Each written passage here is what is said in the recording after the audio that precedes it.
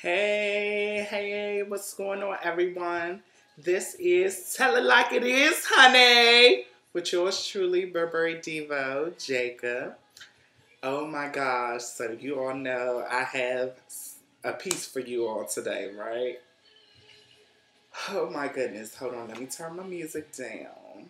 Okay, that'll work. Okay, so some of you may not know, but the reason for me starting to catch the bus and um, ride my bike to work. Riding my bike to work was actually is a tool for me in my process of losing weight and getting fit.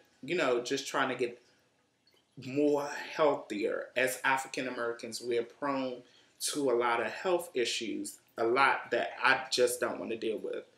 Um, But Metro, on the hand, I started to wanted to get. I haven't been on Metro in like 7 or 8 years, literally, seriously, and I wanted to try it out because I was in the process of getting rid of my vehicle.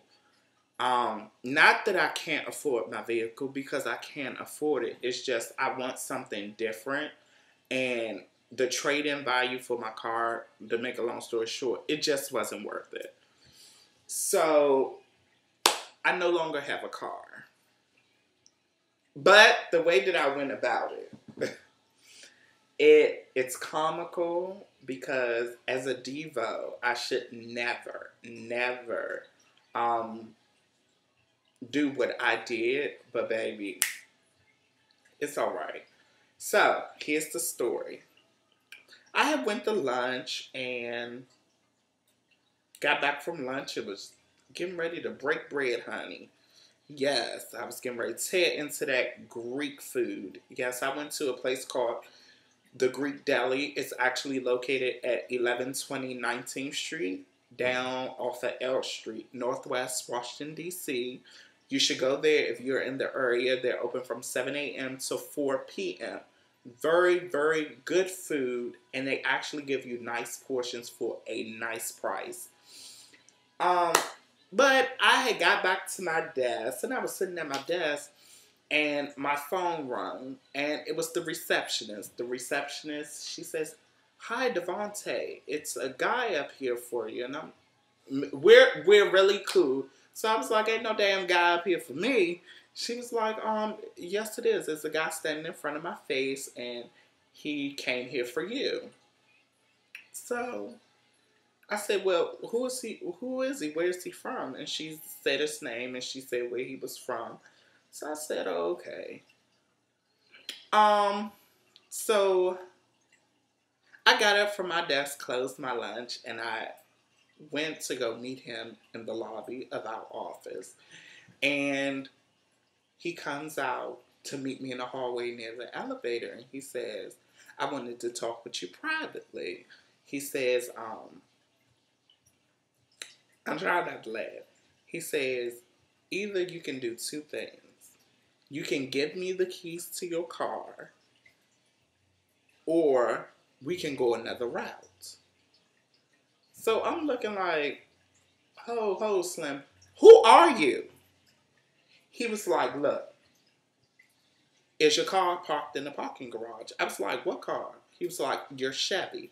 I said, "No, it's not parked in the parking garage." So, so he was like, "So where's the car?" I was like, "The car is at my mom's house."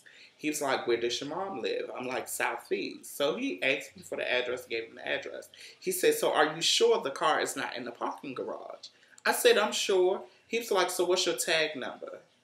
I was like, "I'm not sure." He was like, "So your tag number isn't 1Devo?" I was like, "No, that used to be my tag number, but I got new tags." He was like, "So you don't know your tag?" I said, "No, I don't. Why the fuck you keep asking me questions?" So he says, "Okay, that's fine." He was like, "Well, look, I'm going to go to your mom's house. If the car isn't there, we're going to have some issues and I'm going to have to come back here. And I don't want to have to embarrass you in front of your coworkers. I'm like, sir, the car isn't here. So he leaves. And as he's leaving, my supervisor is coming to the front door because she's noticed I've been gone too long and she wanted to check and make sure I was okay. So she comes to the door and she says, is everything okay? I'm like, yeah, everything's fine. So we get back to our desk area and I'm sitting there. I go back to eat my food and then I say to myself, bitch, if you don't go get that damn car out that parking garage and run home, honey. See, because the people don't know where I currently live. All they have is my previous addresses. So they don't know where I currently live. Well, to make a long story short, I looked at my supervisor and I was like, hey. She was like, what's wrong? I said, I'm leaving early. She said, why? I said, I'm getting the fuck up out of here. They coming to get my car. I ain't got time. You will not repossess my car while I'm at work. They took my car!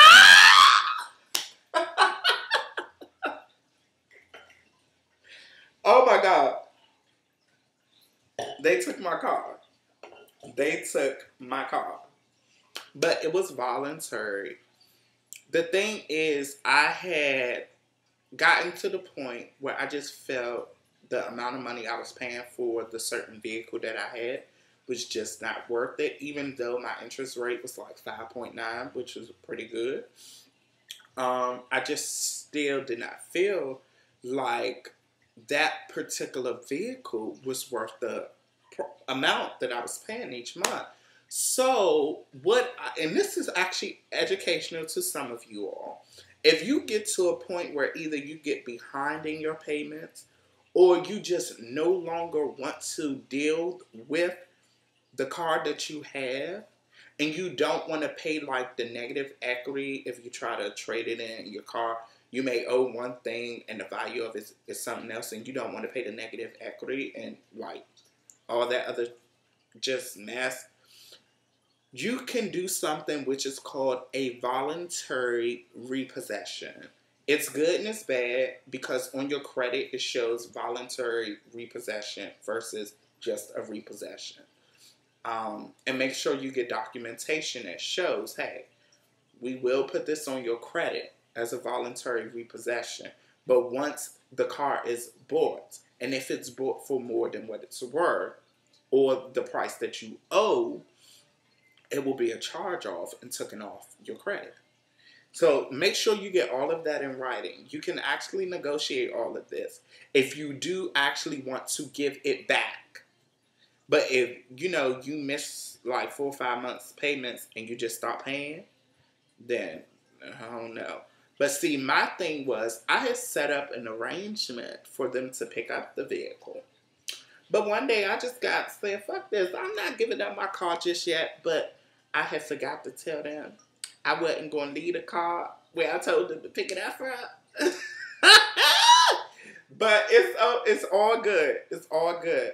So, oh my gosh. Like, I'm trying not to laugh. But, so, let me go back to the story. So I'm telling my supervisor I'm leaving. I'm packing up computers and shit. Baby, I am getting up out of there. These people then came to my job to get the car.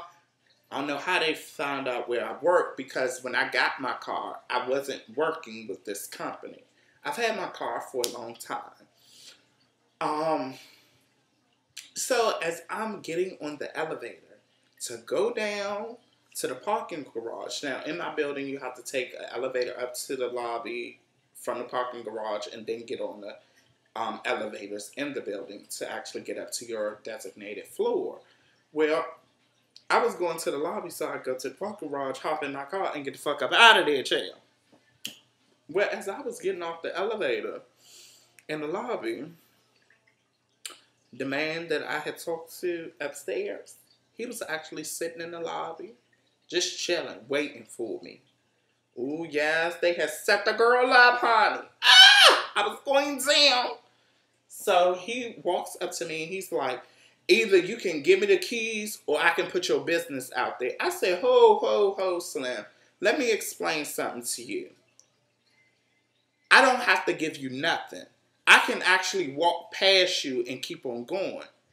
And he was like, look, either you're going to give me the keys or we're going to have an issue. I said, so what? You sound like you're trying to fight.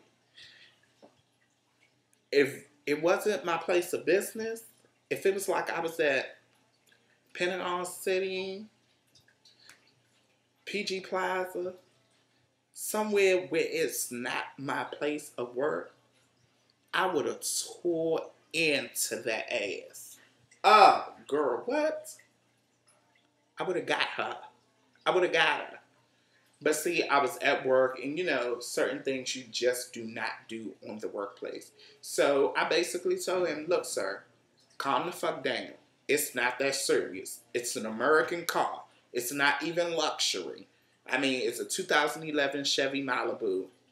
Fully loaded, but it's still not luxury to me. So I take him down to the parking garage, and as we're on the elevator, he said, I can't believe you lied to me. Bitch, I'm black. Did you expect me to tell the truth? You asking to take my livelihood, which is my car. But I was already prepared for this situation. I just didn't think they would come to my job, which they didn't have that address to. But, you know, people got their sources on me, which is fine. But he asked me, did I have anything in the car? I'm like, no, I don't have nothing in the car. I took everything out about 3 weeks ago.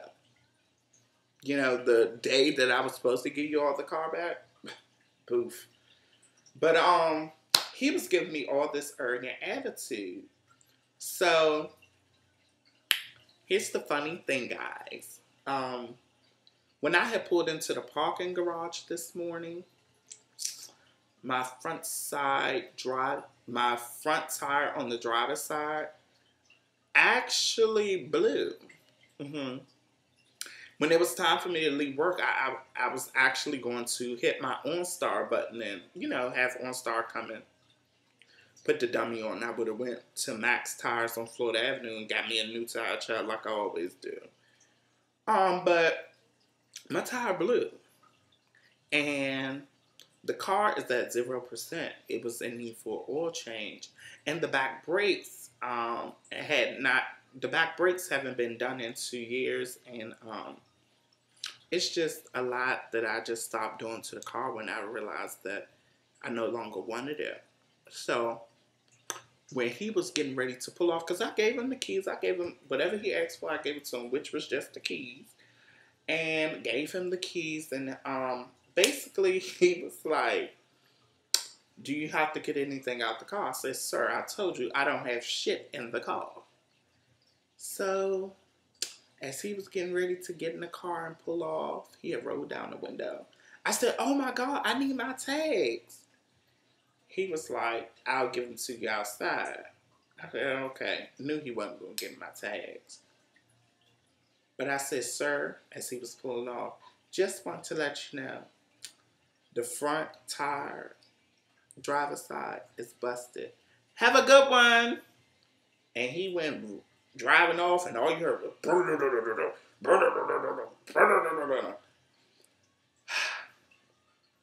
what a day. Oh my God. I know people are like, did he just put his business out there? Because I'm not ashamed. Like, I actually did something. If you know either you can't afford something or you no longer want something or want to deal with something, give it back. Don't hold it. Look, child, for the people coming to your job, and don't die because they probably come to your goddamn funeral, honey. Toss your casket over, trying to see what you got on. Make sure you ain't got the keys in your drawers and your casket. Like, child, ain't nobody got time for that. But but I'm trying to, you know, I'm real. I'm 100%. I don't mind, you know, being a kiki child because, hey, I get my life off of other people's business. So I hope you get your life off mine. But this is the rare thing. I don't tell too much of my business on video. But I will say to all those, I have 10 seconds left. Pay your fucking bills. Bye. Tell it like it is, honey.